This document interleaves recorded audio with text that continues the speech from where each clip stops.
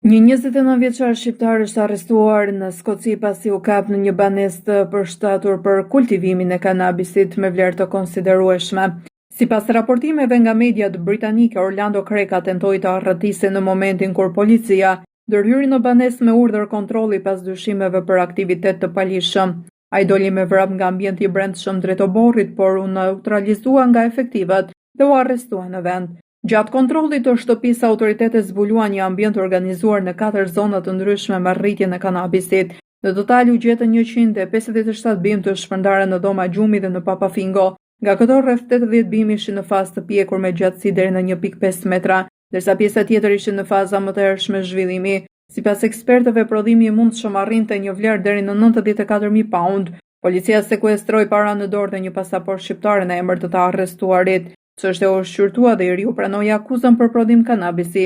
Gjykata vendosi shtyrjen e dënimit për në fund të muajit maj, ndërsa ai do qëndrojë në paraburgim deri në vendimin përfundimtar. Rasti hesërish drit mbi aktivitetet e kultivimit të drogës në banesa të zakonshme që shpesh maskohen si shtëpi të pabanuara, por në fakt funksionojnë si laborator të mirëfillt.